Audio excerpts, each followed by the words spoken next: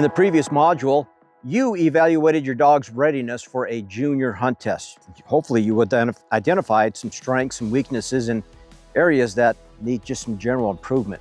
And now we begin the work that turns potential into consistent performance, okay? So in this lesson, we're gonna focus in on one of the most important skills of any retriever, but especially in the junior, and that's reliable marking, because that's what it's all about.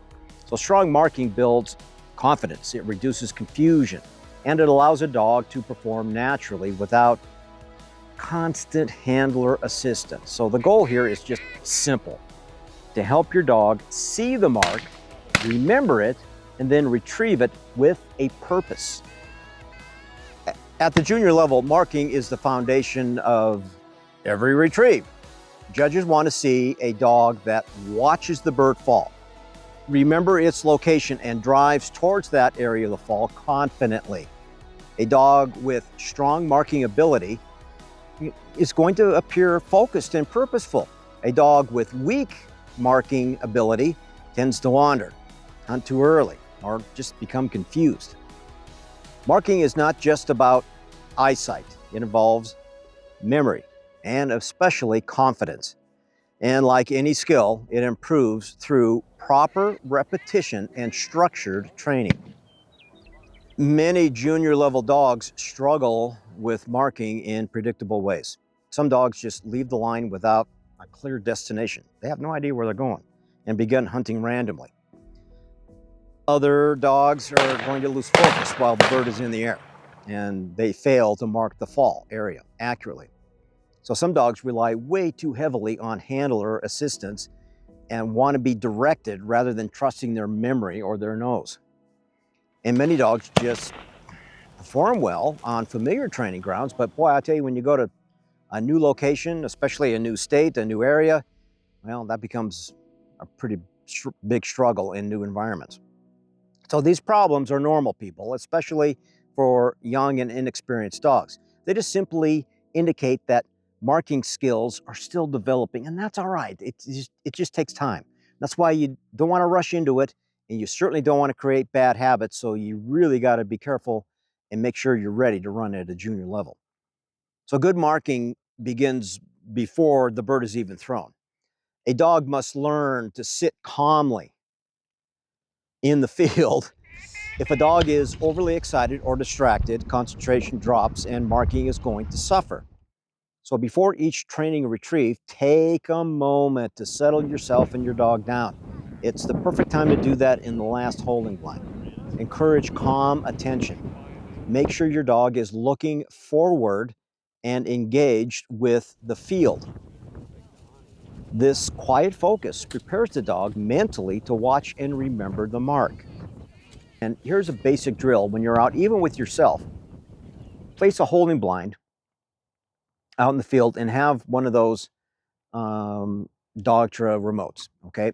And in that, you're going to bring the dog up to the line and you're going to do the or the quack, quack, quack, quack, quack, quack, quack. Then you're going to sit there and you're going to be focusing on the dog. Don't look out in the field. You're going to be looking down at the dog. And once the dog kind of turns its attention away from that holding blind, which is clearly visible out there, it starts to look around like nothing happened. You're going to hit it again. You want that dog to stay focused on what's going on out in the field. And better yet, if you can have somebody, a child, a wife, a spouse, etc., that are out there that can read the dog, that just sitting in a chair, maybe standing up and doing the same thing, or blowing a duck call and then sitting down. Don't throw a mark. And once they start to take their attention off them, you're going to give a hey, hey, hey, and the dog should snap back and look at it. And then you're going to throw something, because you want the dog to remember or focus on that singular thing that's out in the field. Make them pay attention to what's going on out there. And you're going to be better off when you run a junior. Improving marking does not require complex setups. In fact, simple and consistent drills are going to work best for you. You're going to start with short, clearly visible singles on level ground in low cover. Allow your dog to successfully to succeed successfully by repeating the confidence that it needs. Gradually increase distance as performance improves, and you can also vary terrain slightly to teach your dog to mark in different environments. You start in short cover, medium cover, and then you work your way into heavy cover, right? So the key is progression. Do not rush difficulty. Strong marking is built through many successful repetitions, not by overwhelming the dog in a training session. And one of the things I really like to use is a bleach bottle. Take the label off when you're done. Throw some rocks in there and give it some weight. And you throw that bleach bottle as a mark, and then you put some bumpers or a bird around where that lands.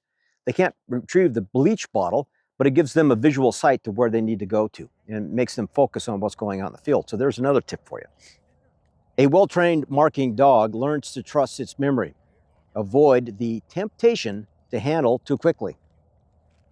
Allow your dog time to work out the mark independently. Quick whistles and excessive direction can create dependency and reduce confidence. Take a moment to think about that one. At the junior level, judges want to see a dog that hunts intelligently and certainly that solves problems, but naturally. So patience during training encourages independence and strengthens marking ability. As marking improves, you'll notice several changes. Your dog will watch the bird more intensely. The initial line towards the fall area becomes more direct, and hunting becomes tighter and more efficient. And retrieves begin to look a lot smoother and more confident. These are the signs that your training is working. Reliable marking develops gradually, but consistent patience and practice produces noticeable improvement over time.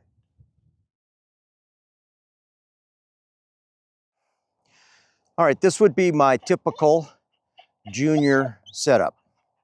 First of all, I highly recommend you get 2 holding blinds. You sit. One for the line here, sit, because he needs to have this practice. And one that's out in the field. So you need a minimum of 2 holding blinds. Either make them yourselves or purchase them. Kennel, sit. So we got a holding blind up here. I've got a holding blind out in the middle of the field, if at all possible, because I want the dog to learn to recognize what a holding blind out in the field is. I don't want them to get spooked when something comes out of there, and especially when there are people in there. That can really bug up a junior dog. So they have to learn that something good is going to come out of that holding blind. And then over here, I got a white diamond. That's at 115 yards. I want a white diamond to also attract the dog. It gives them something to focus on, something to look at that's out in the field. Because I want them to mark off of it. So when I launch this to the right, I want the dog to go in that direction. And then right here up front, it's probably 40 yards, I've got another bumper boy, 2-shooter sitting right there. It's hidden, there's nothing there, but we're gonna try and get this dog to focus in on the quacks, on the noise. So we're gonna first of all come up here, point him at that long gun, give a quack, quack, quack, quack, quack, and he's probably not gonna be quiet, so he's probably not gonna get anything. And then we're going to shoot one. And then I'm gonna make him sit and focus for a second or two and then send him. And then we're gonna come over here and we're gonna run that one, which is about 80 yards. And it's shooting to the right as well. And same thing, we're gonna have him come out here, find it, make him focus on that holding blind, give a quack, quack, quack, quack, quack, wait, then launch. And then I'm gonna come in here and we're just gonna use sound with a short one and do a quack, quack, quack, quack, quack to get him to focus on where the sound is coming from. So this middle one, there's nothing really out in the field. There's no big white diamond. There's no holding blind. It's just natural cover. So you're going to find those three things at a junior hunt test. Most of the time, it's going to be two holding blinds that are out in the field. Some of those holding blinds are going to be in the wide open, like this one over here, and some of them are going to be tucked in around cover. So these are the concepts that you need to teach a junior dog when they come out and mark. So let's see what this little guy is going to do. Strong marking is one of the clearest indicators of a capable junior retriever. When a dog trusts its eyes and memory, retrieves become more natural and controlled. This confidence carries into the real hunt test environments and real hunting for that matter as well. And in the next lesson, we'll focus on another essential skill, and that's developing steadiness and control at the line. Because even the best marker cannot succeed without discipline before the retrieve begins.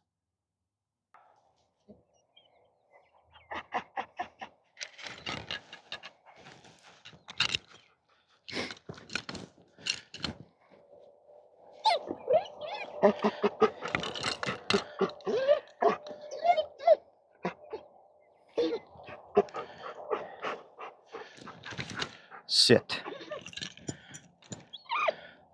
See, he clearly sees that diamond.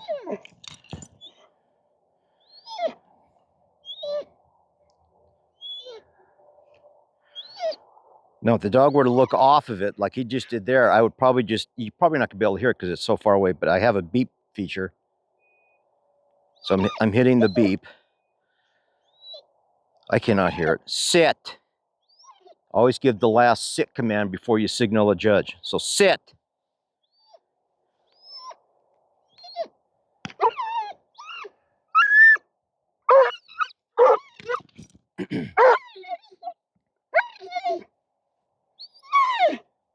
That's an unstable dog. That is not what you wanted a junior. I would typically have him on a lead, and because he's vocal and he's being a jerk here on the line, he doesn't get to retrieve. No. No. Heel. Kennel. Get in there, Kennel. Kennel. Kennel. So some dogs are going to be very timid up here, and some dogs are going to be a fire-breathing dragon like that one. And it's just a matter of trying to balance that out. So he's going to go back on the truck because he can't calm down, and I'm going to try and go grab another dog. He does not get the reward of the retrieve because he will not settle down. That's the worst thing you could do. Guns up! Sit. Always give a guns up because that's what you're going to get at a hunt test.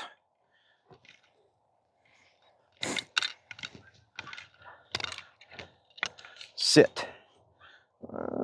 Here, heel. Here. He clearly sees that white diamond. No problem. Sit. I don't know if you're going to be able to hear this when I do the quack, quack, quack, quack, quack.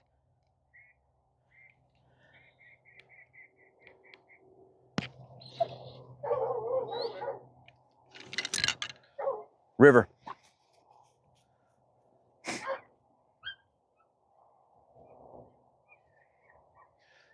Because he was quiet, he got to go. And he was still and a boy.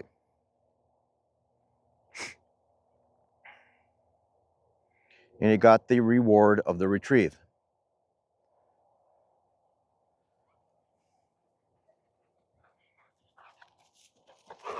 Sit.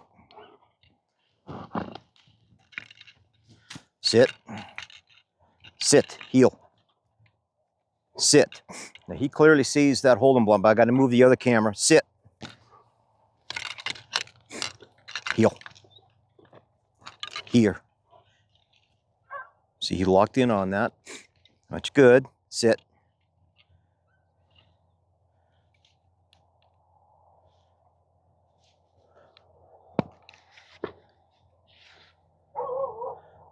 River.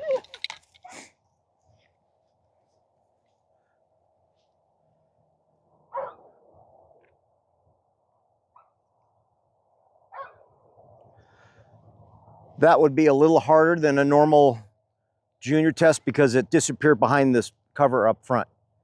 If I were to throw that in a junior, that would have to go either in front of it on the left side or all the way over to the right. Perfect delivery. All right, I'm going to back him up here. Heel, heel, heel, sit. So another important thing I'm going to do here, and I'll walk you through here in just a second. So now he's looking at the white diamond,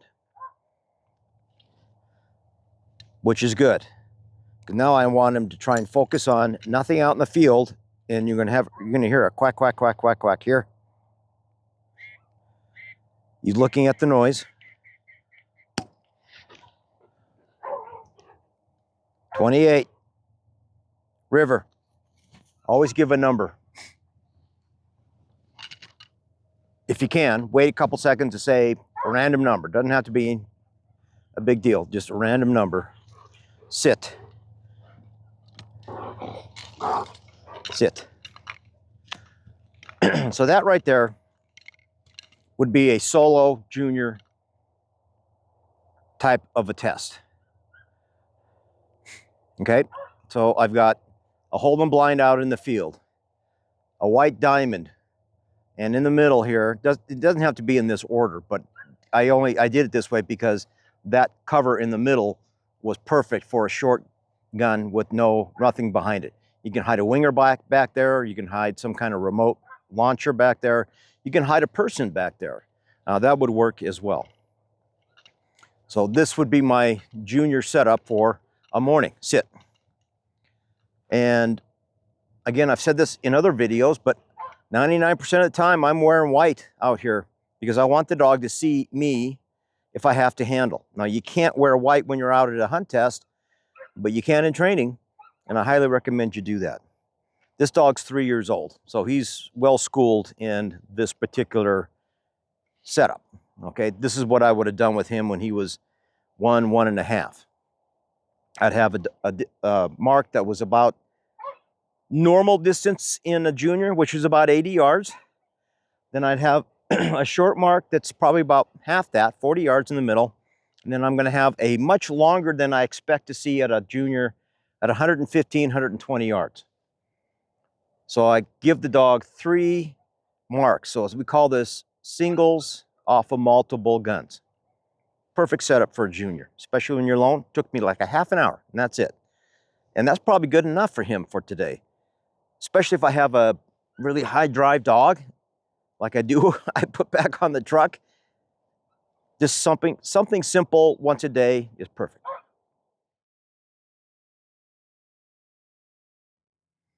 Water is where dogs fail, especially in the junior hunt test.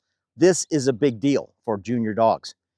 This is where you can create some horrible habits and they get away with it at a hunt test because all you want is the ribbon. You have to have good water mechanics before even attempting to enter a junior hunt test. Right now, my tech ponds are frozen and I just simply can't get to them. The water's too cold, but I do have access to something like this, which we call here is a warm water slough on this property. And it's the perfect spot to teach a junior dog that getting in and out of water is fun. And they cannot cheat this. There's water way over there, there's water way over there. And it's just a short hop. Some of this is swimming, some of it is splashing, depending on where they go in. And I've got a mark on the other side. I'm going to run these 2 dogs. And again, dog is 2.5, the other one's about 3. This is going to be extremely easy, but I want to show you what a dog that has this training in it can do. And then we're going to talk about, when I get back to the office, about water de-cheating. Because before you even enter a hunt test, you have to go through the basics program. And part of that basics program is water de-cheating. That's a big deal. You got to get that in before you even try and run a hunt test, because I'll tell you, the excitement and being at a hunt test and you're nervous and stuff, the dogs are going to get away with things that they shouldn't. And it's going to take forever to fix all that. So let's run this and I'll have a further explanation of what we're doing here. And when I go back to the office, we'll do some whiteboard stuff and I'll go over what water de-cheating is for junior marking.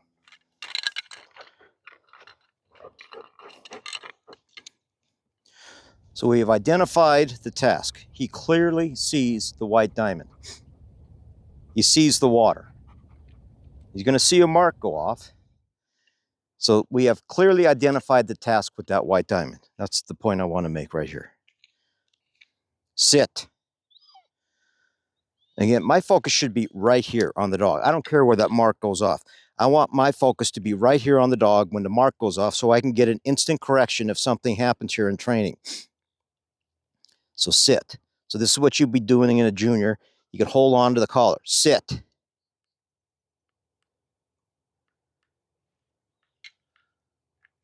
I turn it off? No?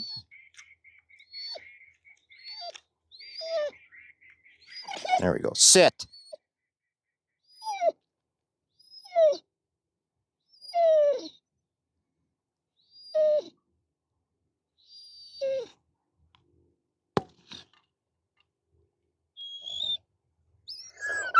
Doppler.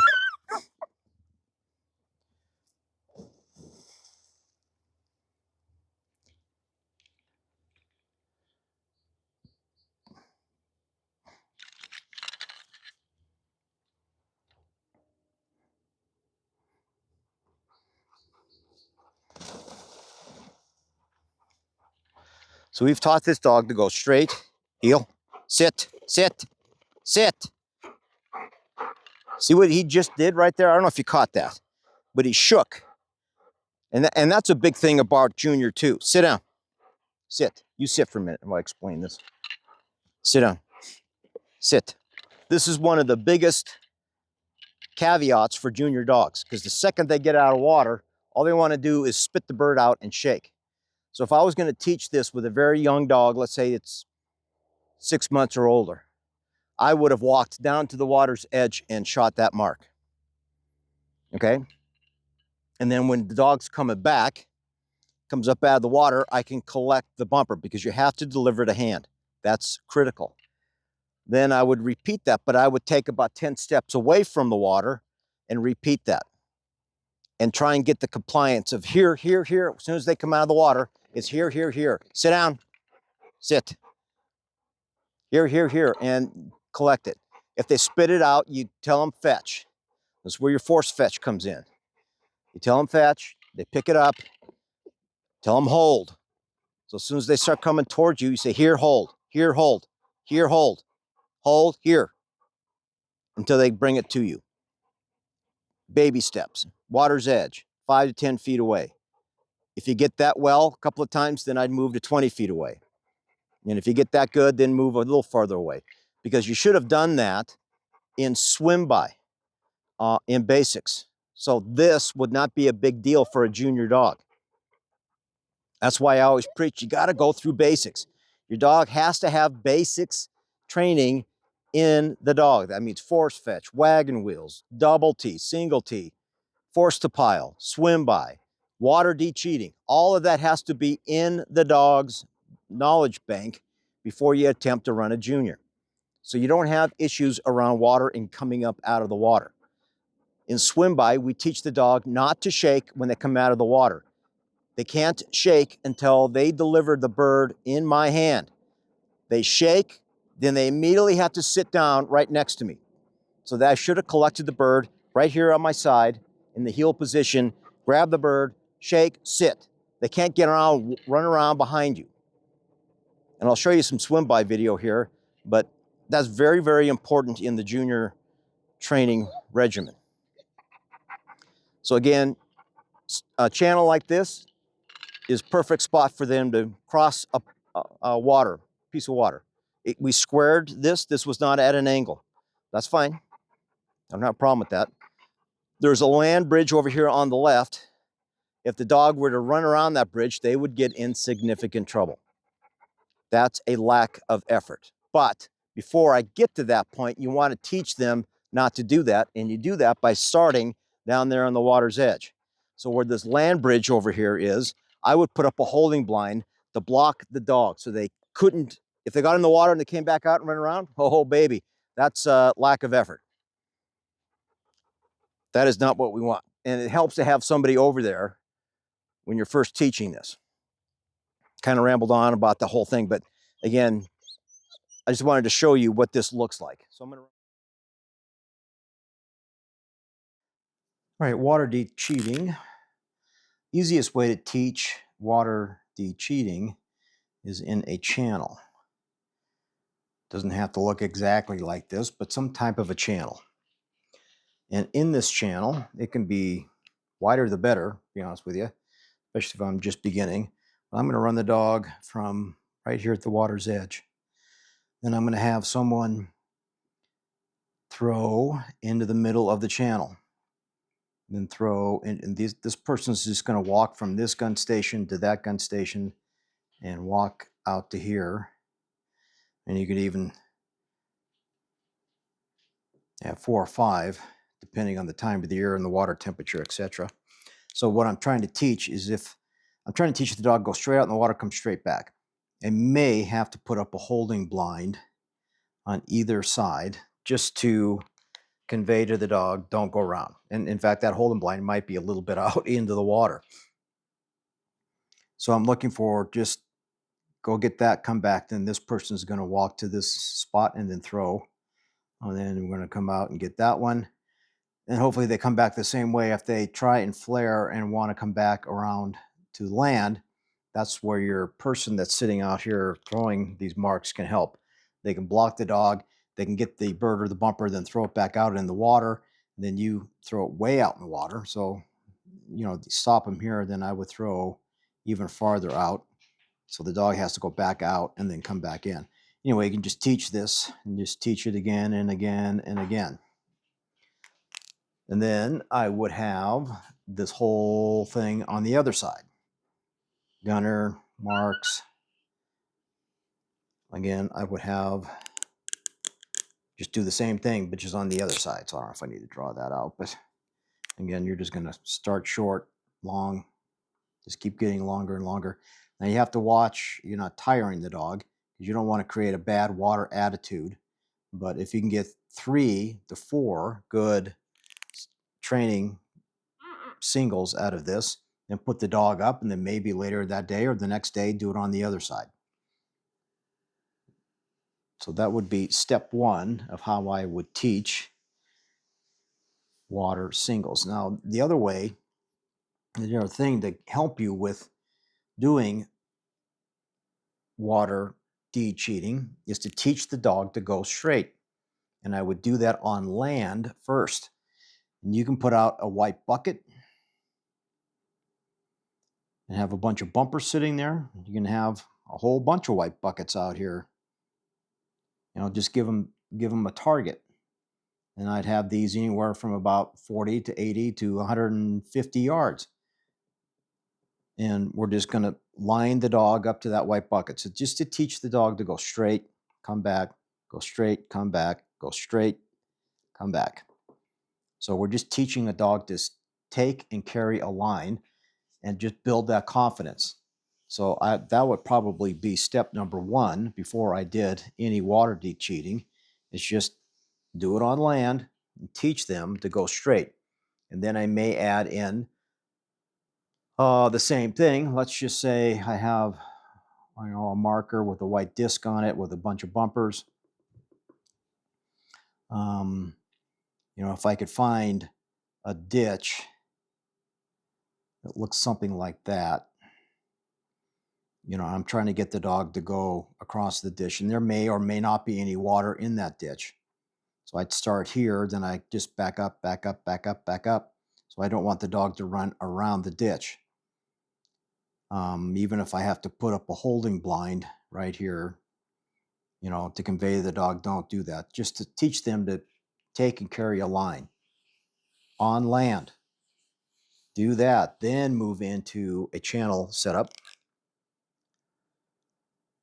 And then after the channel setup, I would make this a little more complicated. So up at our grounds up in Elk Park, we have a shoreline that looks like this. And then there's a mound that we run off of. With this mound between the water and here is probably a good 40-ish yards, maybe more. So I would have someone throw marks just like we did in the channel, but now we got nothing but open water. So this is all open water out here. Okay. This is nothing but a big piece of water, and this is land.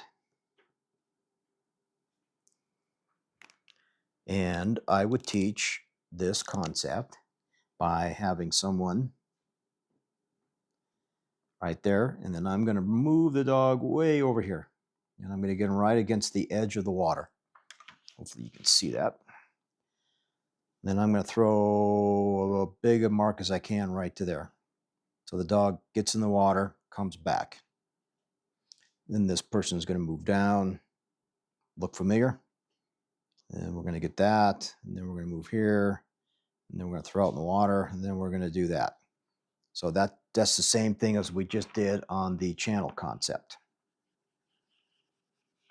So if I got good results here and the dog did not want to try and run around, then I'm going to move on to the next phase. But let's talk briefly about what happens if the dog decides to want to run around from right here. I'm probably going to start with the dog on a 20, 30-foot piece of rope. And I'm going to have it in my hand. And as the second the dog gets about 10 yards away, I'm going to yank on that rope right here. And I'm going to yell, no, here. And then bring it back. And then we're going to rethrow. Let's say we throw that one again. And then we're going to rethrow it again. So now there's two bumpers out here. And this time the dog gets in the water, but then wants to come back out. Again, second it hits land, I'm going to yank on that long lead. No, here. And we're going to bring it back. And we're going to throw it even closer this time. And then I'm going to try and get the dog to go out and get that. If I got success there, and these two are clearly visible out in the water, I mean, these would be big white bumpers, I may just cast them back out or throw another one. Then get another dog to come out and help pick up those bumpers if I ran into trouble. But we want to try and teach first before we give any big heavy corrections, because we do not want a bad water attitude for any dog, especially when they're young and just getting going. So we, again, went from here to here to here. We're throwing bumpers out into the water. So this would be one, that would be two. These are three singles. So I started here, did that. Let's say the dog's doing this pretty good after a couple of days. Then I'm going to start to move back. I'm going to try and get away from the edge of the water. And the reason I want to do that is I want to start teaching the dog not to drop the bumper or bird as they come out of the water back to you. So I want to start from here, send them, and then I'm going to walk down to the water's edge. And then they come back, I'm just going to slowly start backing up and tell them, hold here, hold here, hold here. And if they drop it, it's going to be a nick, because they should be force fetched. They should understand when they drop a bumper or a bird, they have to pick it up. So it should be a nick fetch. And then I may have to get into a little bit of a force fetch session right then and there. But we want to make sure we get good compliance with getting the dog to come out of the water with a bumper in his mouth and not to spit it out. And ideally, you want to start here, and then eventually 3 or 4 days, you want to be a good 20, 30 yards away from the edge of the water. And that dog needs to come all the way back to you and heel and sit next to your side. And then you grab that bumper, that dog's going to shake, shake, shake, shake, shake. And then you tell it immediately with a hard, stern, verbal sit, and maybe a sit with a stick. Give a little tap on the butt, because you want them sitting down directly next to your side. Don't let them get up and shake around, and then it's fun time. No, it's still work time. We're not done. Get that under control from the get-go. So this would be phase one, is I'd start here and then back up as far as I could. This would be same scenario, phase two. We're going to start here, but now we're going to be a little bit closer to the edge of this piece of land. And then we're going to do the same thing. We're going to throw that one, throw that one, throw that one. And we'll do the same process we did here. Hopefully the dog gets in the water, comes back, gets that, then comes back pretty cleanly. And then you can start moving back little bit by little bit. So this might take 2 or 3 days to do phase 1. This might take 2 or 3 days to do phase 2. And then we're going to go get that one. Then we're going to go get that one, and then try and get good lines. I may put up a holding blind to block their view from this if I thought I needed it. It would depend. If I got a dog that wanted to go from phase 1, wanted to go out like that, then I probably would put a holding blind here to block them when I go to phase 2. Okay, now, so that was 1, that was phase 1, that's phase 2. Now we're going to get to phase 3. And why that's important to do this is because eventually phase 4 is going to be back up here on this mound. And I probably would put a holding blind right there. And then we're going to throw these same 3 marks again. And the dog, get that one, come back, get that one, come back, get that one, come back. So they should have lots of repetition. And then I may take the holding blind down. So phase 3.2 or 3.1, whatever you want to say, I'm going to start here, and we're going to throw these same 3 marks again, but without the holding blind up, because I want to see if the dog wants to flare around, trying to get these marks or try and run towards the gun that's over there. Because if they do, they're going to be on a lead, and I'm going to get a pretty stern tug, sit, no, here, and bring it back, and then we're going to repeat this.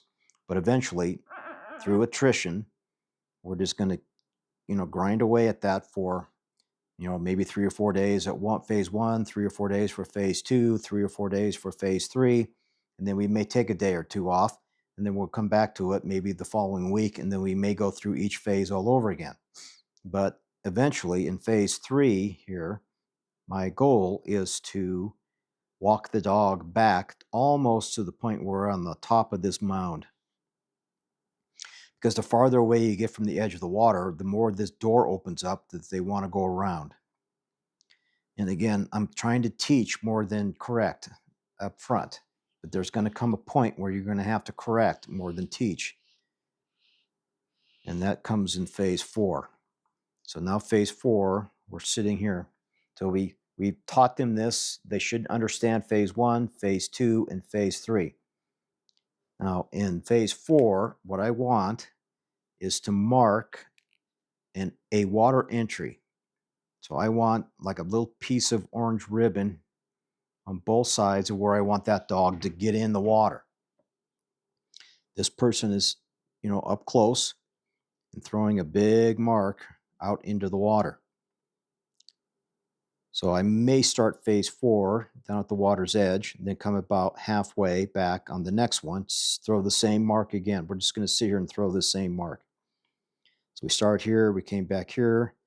So we got that one, then we got that one again, and now we're on top of the mound, and we're going to throw it again. And, repetition should carry them out to the water and back. Where they may hesitate is they might, they might wobble around thinking, well, the farther back you get, like, oh, how do I get in the water? As long as they're between your 2 points, entry points, then that should become a little bit easier. So once that was taught, then maybe the next day, we're going to start back here up on the mound. I'm going to throw this again, but we're up on the mound. So let's say the dog does a pretty good job and goes and gets it. All right. Now we're going to move this guy down more. They're going to throw out even farther. So now it's called opening the door. So now it makes this a little more tempting to want to go around the edge. But if they got in reasonably well and got it, and especially if they came back the correct way, that's even more important, because you don't want them to come out and think that they can just trot around. That should come with a correction. That should come with some kind of gunner help, or you got to get get on the dog at least a little bit, not heavy on the collar, but there should be some kind of either a verbal correction or maybe a light collar correction. And then we're going to move him out to here and we're going to throw to there. So now it makes that a little more tempting to want to get in the water, but they're like, ooh, you know, they want to bail and bail and bail and bail.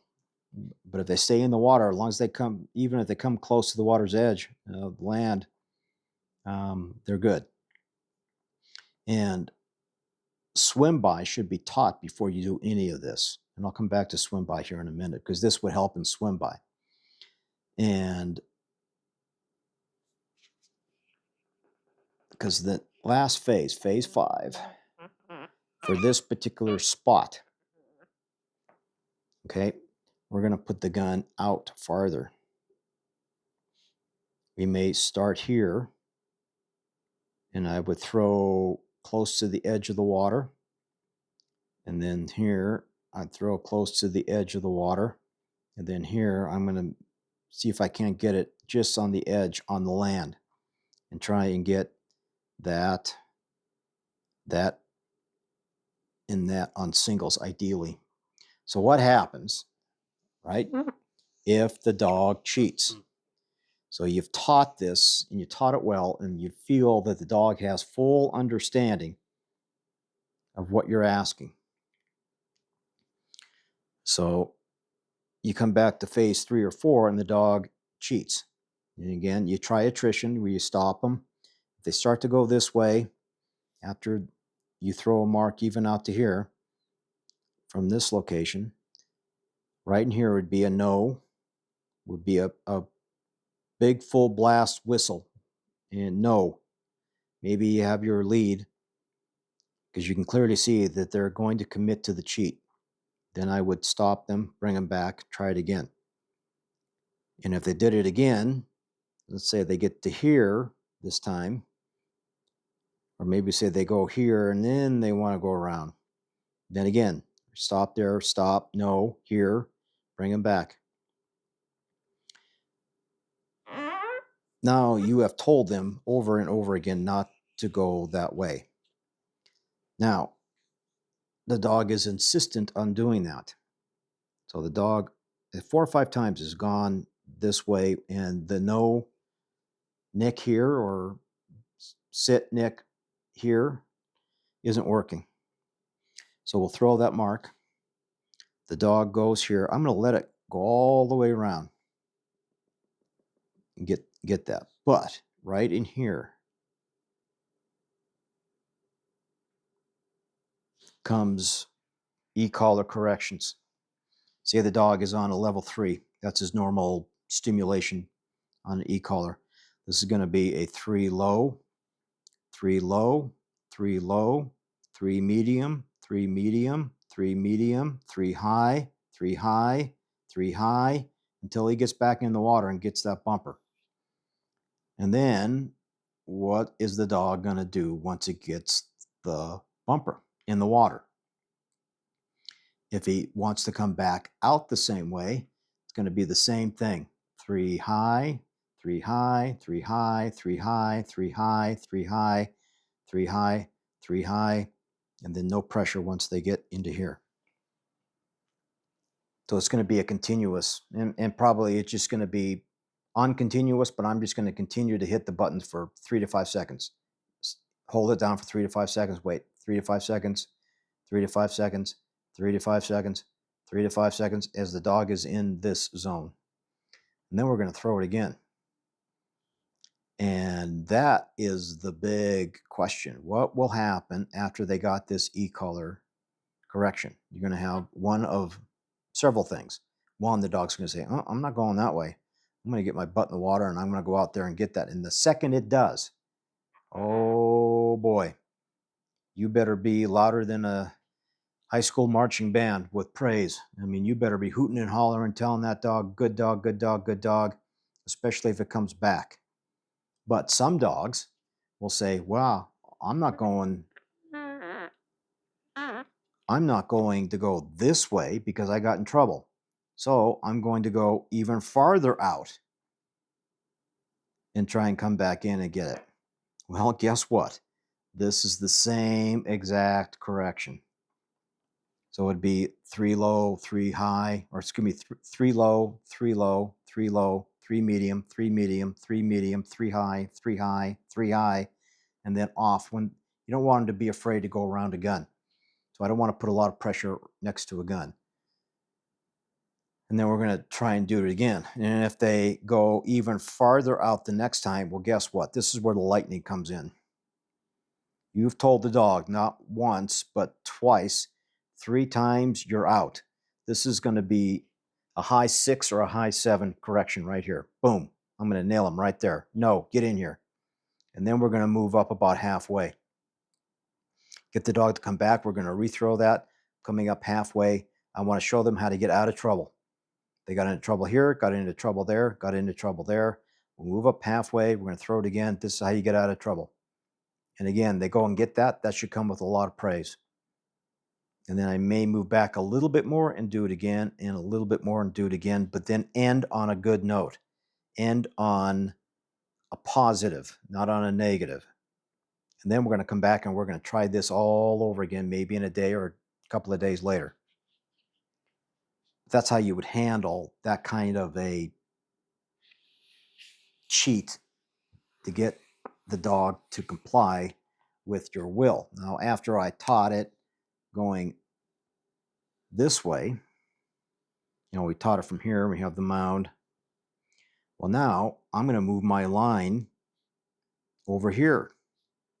And then I'm going to have a gunner throw this way into the water. And then I may move my line here, and then we're going to do it again. And then I may move my line even farther or closer to the edge, but then I want that to get even farther out if I can. And then we're going to repeat this. So we're going to run these 3 from here, and then from here, and then from here. So if they want to go around that way, they're going to get into trouble. You're going to first start with sit, no, here, and then bring them back.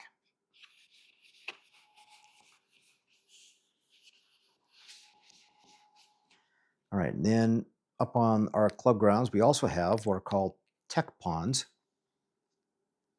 I got 2 finger ponds.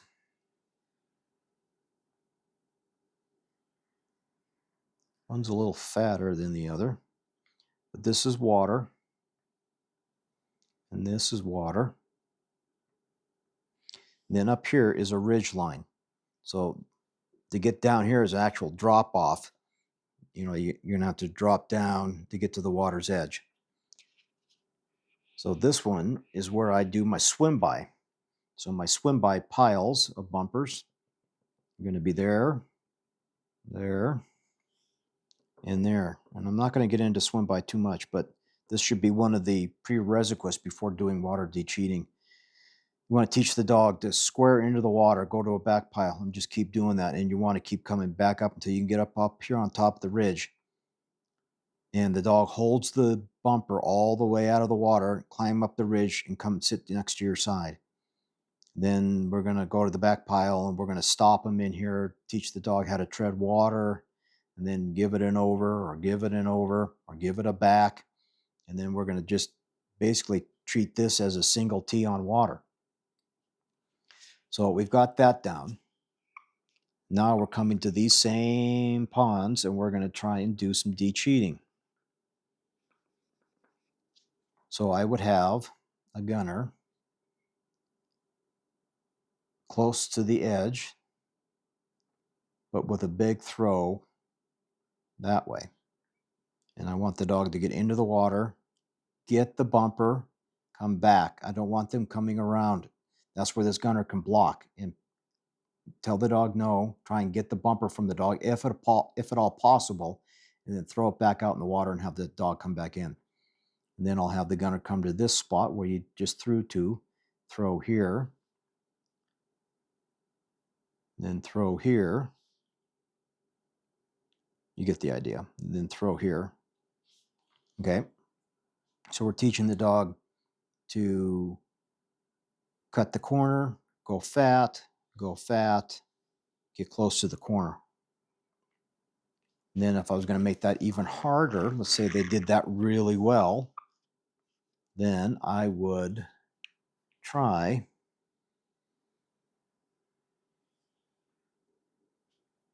to have the gun on the other side, throwing to the corner. So now it's more of a tempting possible cheat. So again, this is the same, just like the last time. They try and go around that corner. If they've been taught this to handle the pressure, this is where they could get e-collar pressure. If they haven't been taught pressure or did not handle that well on the last scenario, I'd be very cautious to do this. I'd probably put up a holding blind in here. And if they wanted to go around that holding blind, then I'm going to try and stop them and not let them do this. So attrition would be something I'd do first. You'd know, sit here, bring them back, try to throw it again, etc. And then the same could be said for this side. You're throwing it to there. That's even more of a tempt, because just barely to cut that corner. That's one of the hardest things for most young dogs up at Elk Park, is to cut the corner of that pond off the top of this ridge. Then once I got that, then we can move. Say we started getting the dog to comply and it was understanding not to go around the edge. Now we're going to make this just a little bit more difficult, and then we're going to start throwing marks on this side. Throw a mark there, throw a mark there, throw a mark there. So they have to go down this ridge, get in a piece of water, come up on land, get back in the water, come up here, and then don't go all the way around. They do that, they should get into trouble for doing that. Same with this mark. If they get into the water, came out, got back in the water, came out, got that, and said, oh, I'm going to run all the way around. No. I mean, this is a major correction for doing that. Same here.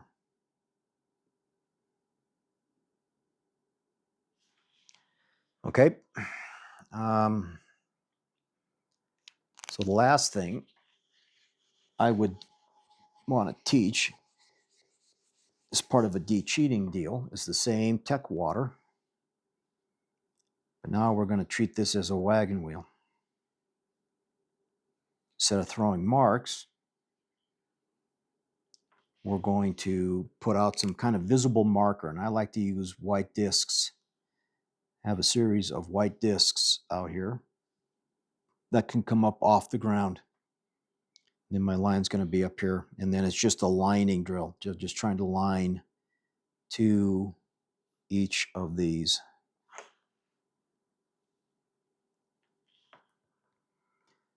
And if they got that down good, then I may add a slightly harder one in the corner to test whether or not they want to go around. And same for this one. I mean, that's the ideal, just to cut the corner. I don't want them to go around. They're going to get in trouble if they do that. Right there. Right there. And then to make this even harder, once they understood the de-cheating part, then I may put in some short markers.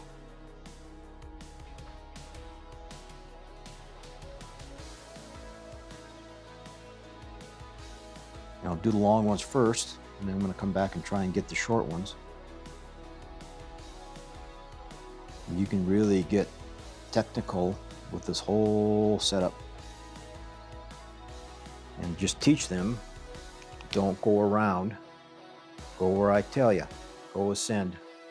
So I sent you for whatever pile you're going to, and then they have to go to that. But the idea of this whole thing is a lining drill. It's not a handling drill. I'll handle if I have to, but ideally I don't want to have to handle. I want them to, when I point them at that, I want them to go to that pile.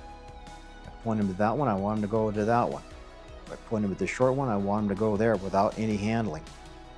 That may take a little bit of work to do, but again, you can teach a dog to do exactly that.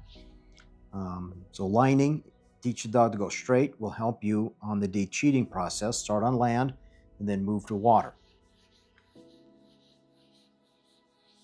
And once I had all that in the dog, and I was able to do it in many different places, then I would feel fairly confident that my dog's going to perform decently at a junior hunt test water series. Strong marking is one of the clearest indicators of a capable junior retriever. When a dog trusts its eyes and memory, retrieves become more natural and controlled. This confidence carries into the real hunt test environments and real hunting for that matter as well. And in the next lesson, we'll focus on another essential skill, and that's developing steadiness and control at the line. Because even the best marker cannot succeed without discipline before the retrieve begins.